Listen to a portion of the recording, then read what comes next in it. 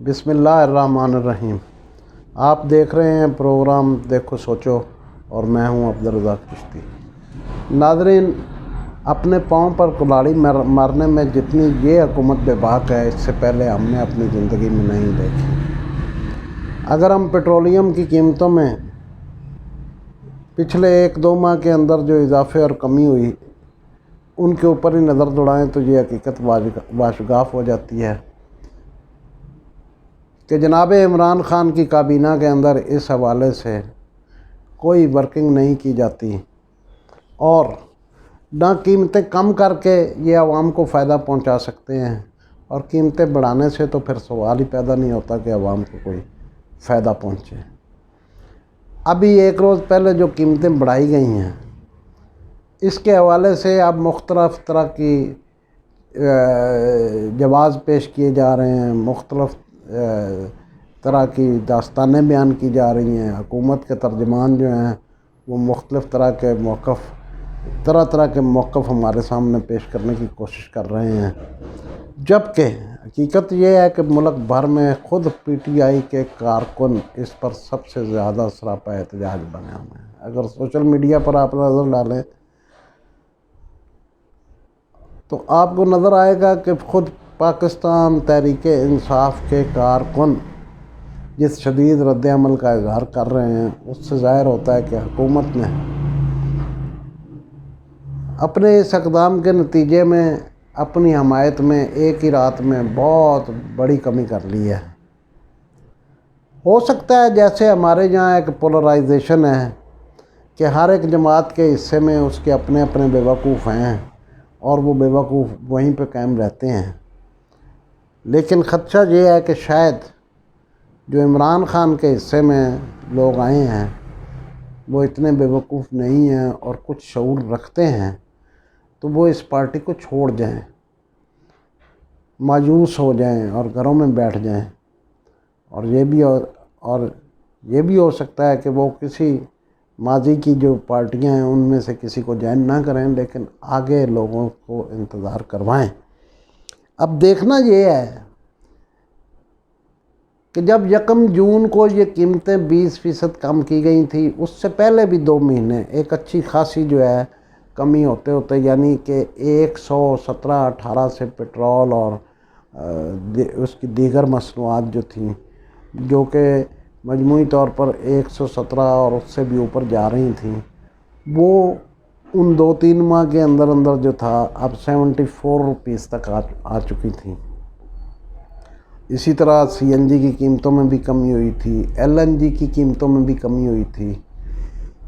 اور اس پر تمام لوگ شور مچا رہے تھے کہ یہ اقدامات حکومت کے اچھے ہیں،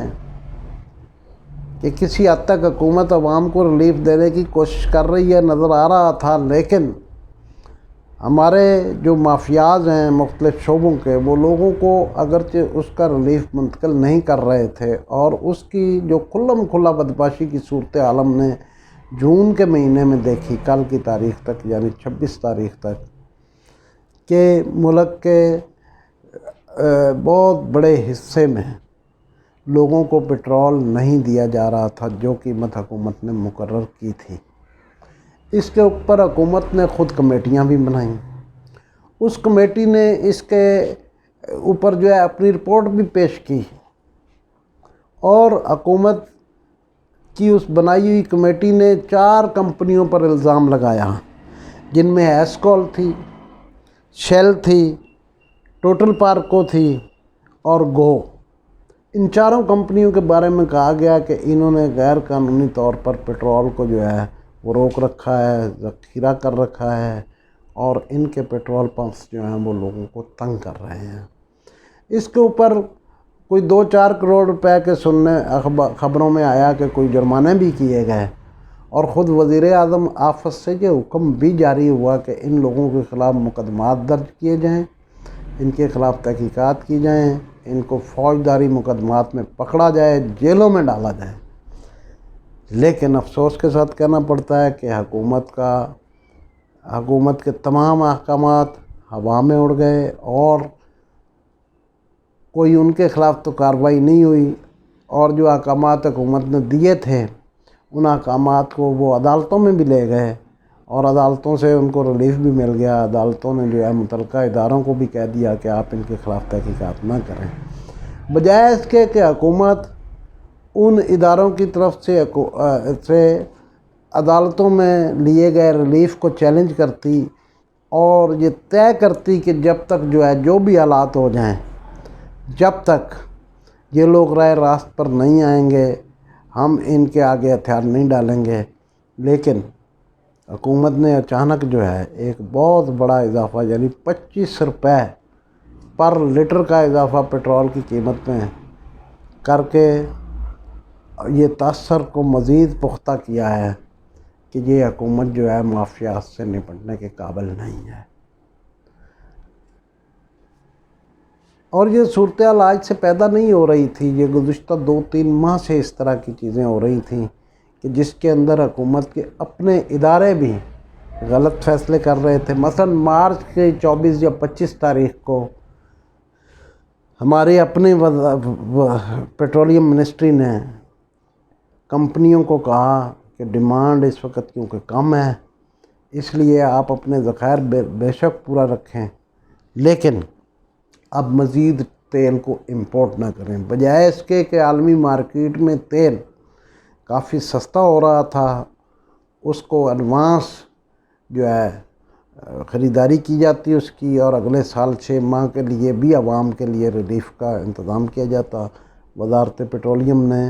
کمپنیوں کو کہا کہ آپ اس کو امپورٹ کرنا بند کر دیں کیونکہ پاکستان میں اپنی ریفائنریز کے اوپر اتنا تیل موجود ہے کہ جو ہمارے لیے آنے والے دنوں میں کافی ہوگا. اب یہ معلومات درست تھیں یا غلط، اس کی تو اپنی جگہ پہ تحقیقات ہونی چاہیے. لیکن پھر تھوڑے ہی دنوں بعد 14-15 اپریل کو حکومت کے یہی ادارے جو تھے کمپنیوں کو کہہ رہے تھے کہ جناب اب قلت پیدا ہو رہی ہے، آپ جلدی سے امپورٹ کریں. اب پیٹرول ایسی چیز نہیں ہے یا پیٹرولیم مصنوعات ایسی چیز نہیں ہے کہ جو آپ ایک دن میں آرڈر دیں گے تو وہ اگلے دن آپ کے جہاں پہنچ جائیں گی. ان کے آرڈرز بھی کئی مہینے پہلے دینے پڑتے ہیں، کئی دن اور ہفتے پہلے دینے پڑتے ہیں. ان کے سودے بھی کئی دن اور ہفتے اور مہینے بلکہ جو ہے ایڈوانس کرنے پڑتے ہیں، اور پھر ان کی ترسیل پاکستان میں ممکن ہوتی ہے. اب اس تمام صورتحال میں بجائے اس کے کہ ہماری وفاقی کابینہ جو ہے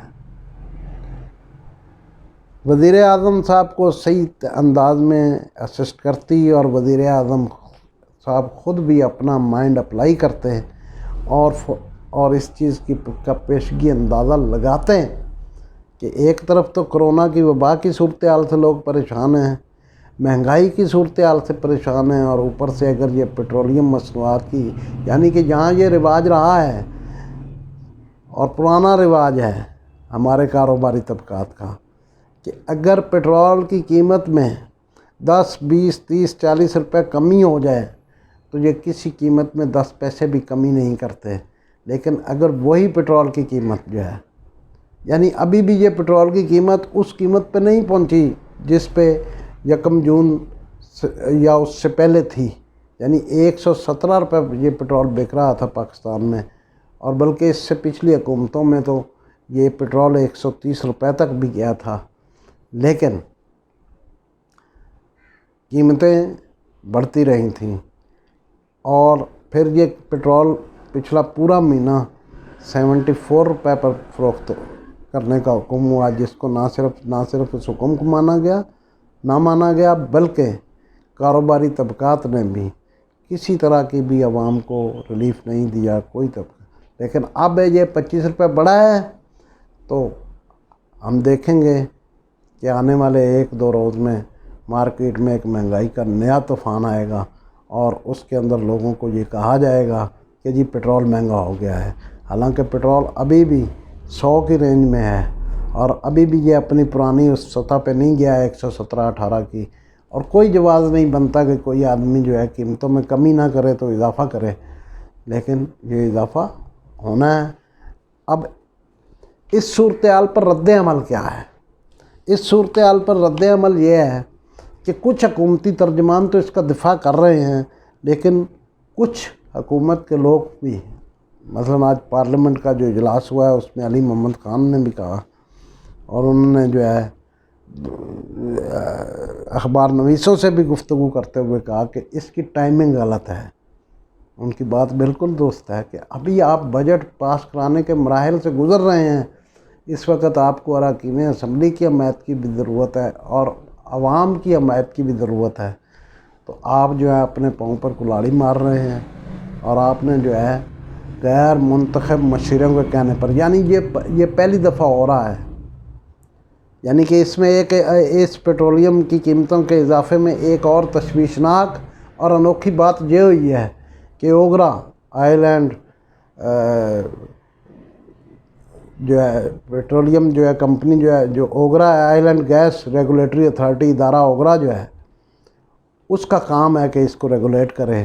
اور وہی سمری بھیجتا ہے ہر دفعہ حکومت کو کہ جی اتنے پٹرول کی قیمت کم کر دی جائے یا زیادہ کر دی جائے، اور پھر اس کے اوپر وزیر اعظم پاکستان کا جو ہوتا ہے یا وزارت خزانہ جو ہوتی ہے وہ اپنی سفارش کرتی ہے اور وہ سامنے آتا ہے اس کی قیمت۔ اس دفعہ یہ ہوا ہے کہ اوگرا کو بھی بائی پاس کر دیا گیا ہے، اور وزارت خزانہ کے اندر بیٹھے ہوئے جو وہ مشیر ہیں انہوں نے اپنے طور پر اسمبلیاں بنائی ہیں اور اپنے طور پر یہ اپروو کر کے، اور ان کو مدت پوری ہونے سے پہلے، یعنی کہ جو رواج چلا آ رہا ہے وہ یہ ہے کہ پورا مہینہ یہ ایک قیمت ایک جگہ پر رہتی ہے۔ اس دفعہ مہینہ ختم ہونے میں 4 دن ابھی باقی تھے اور ان سے صبر نہیں ہو سکا،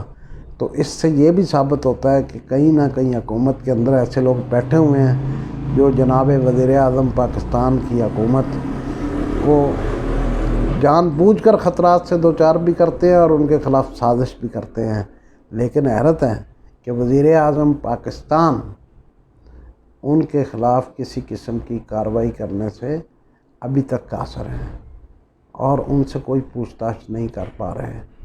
میں سمجھتا ہوں کہ اس میں اگر ہم یہ کہیں کہ جی وزیر اعظم صاحب بے قصور ہیں تو زیادتی ہوگی اپنے آپ کے ساتھ بھی، اس قوم کے ساتھ بھی۔ میں کہتا ہوں کہ وزیر اعظم صاحب یہ حکومت کے معاملات میں یہ غفلت برداشت نہیں ہوتی۔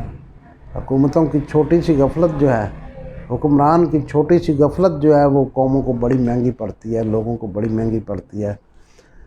اب دوسری طرف کا رد عمل یہ ہے کہ قومی اسمبلی کے آج اجلاس میں جو تھا، ان لوگوں نے بڑا شور شرابہ کیا، جن لوگوں نے اور کہا کہ جی مافیاز کے آگے ہتھیار ڈال دیے وزیر اعظم نے۔ ارے اللہ کے بندو، شرم آنی چاہیے تمہیں۔ یہ مافیاز پیدا کس نے کیے ہیں؟ یہ مافیاز بھی تم نے پیدا کیے ہیں، اور تم آج انہی مافیاز کو استعمال کر رہے ہو اپنی واپسی کے لیے۔ اور اس وزیر اعظم کا قصور اور اس پارٹی کا قصور یہ ہے کہ یہ آپ کی ان چالوں کو ناکام بنانے کی صلاحیت سے عاری نکلے ہیں۔ اگر ان میں تھوڑی سی بھی عقل مندی اور دانش مندی ہوتی تو یہ ایسی صورتحال پیدا نہ ہونے دیتی کہ جو آپ کو یہ شور شرابہ پیدا کر کے عوام کو دوبارہ بے وقوف بنانے کا موقع دیتی۔ تو اس کے اندر دوستو،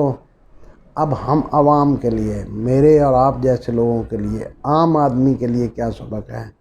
ہمارے لیے یہ سبق ہے کہ یہ ایوان کے اس طرف بیٹھے ہوں یا ایوان کے اس طرف بیٹھے ہوں، ان کی اکثریت عوام دشمن ہے، اور جب تک ہم ان کے حوالے سے فیصلہ نہیں کر لیتے اور ہم اپنی کوششیں نہیں کرتے کہ ہم اپنے جیسے لوگ لے کے آئیں، اپنے میں سے لوگ لے کے آئیں اور اپنے آپ کو چننے کا عمل پسند کریں، اپنے آپ کو چننے کے راستے پر نہ چلیں، تو اس وقت تک ہماری بچت نہیں ہے، ہمیں کوئی فائدہ نہیں ہے، ہمارا استحصال ہوتا رہے گا۔ ماضی والے بھی ہمارا استحصال کر کے گئے، اور آج بھی بدقسمتی سے جس شخص کے ساتھ، یعنی وزیر اعظم عمران خان کے ساتھ ہم نے بڑی توقعات کے ساتھ ان کو ہم لے کے آئے تھے، ان کے ارد گرد بھی جمع ہونے والے منتخب اور غیر منتخب لوگوں کی اکثریت جو ہے وہ اپنے کاروباری مفادات رکھتی ہے، وہ ان کے اپنے اپنے مافیاز ہیں۔ لہذا اس کا حل صرف یہی ہے کہ ہم بجائے اس کے کہ ہم کوستے رہیں اور ہم جو ہے ان کے ہاتھوں بے وقوف بنتے رہیں، اس کے لیے ہمیں جو ہے کوشش کرنی ہوگی اپنے آپ کو بھی اور اپنے جیسے دوسرے لوگوں کو بھی سمجھانے کی، یعنی کہ ہمیں ایک دوسرے کی ایجوکیشن کرنے کی ضرورت ہے، جس کو جدید زبان میں کہتے ہیں ووٹر ایجوکیشن۔ جب تک ہماری ووٹر ایجوکیشن نہیں ہوگی، ہم جیسے پڑھے لکھے لوگ جن کو اللہ نے کچھ تعلیم اور شعور دیا ہے، جب تک وہ باہر نکل کر گلی گلی اور کوچے کوچے میں اسی طرح ووٹر ایجوکیشن نہیں کریں گے جس طرح ان لوگوں کے لیے ووٹ مانگتے رہے ہیں، تو اس وقت یہ حالات بدلنے والے نہیں۔ حالات تب بھی بدلیں گے جب ہم بدلیں گے، جب ہم اپنے جیسے لوگوں کو بدلنے پر مجبور کریں گے اور ہم لوگوں کو کہیں گے کہ آؤ یہ اقتدار ہمارا حق ہے اور ہم نے اس اقتدار کو کرنا ہے، کسی سازشی ٹولے نے نہیں کرنا، کسی مافیا کا یہ استحقاق نہیں ہے کہ اس ملک پر ہمیشہ کے لیے اقتدار کرتا رہے۔ ایک جائے اور دوسرا آ جائے اور دوسرا جائے تو تیسرا آئے تو اس کے ساتھ بھی یہی مافیا کے لوگ چمٹ جائیں یا وہ اپنے آپ کے ساتھ ان کو چمٹا لے۔ اس لیے میرے دوستو، یہ عہد کرو کہ ہمیں جو ہے آئندہ الیکشن سے پہلے اپنے ووٹرز کو تیار کرنا ہے کہ وہ اپنے ان لوگوں کو ووٹ دیں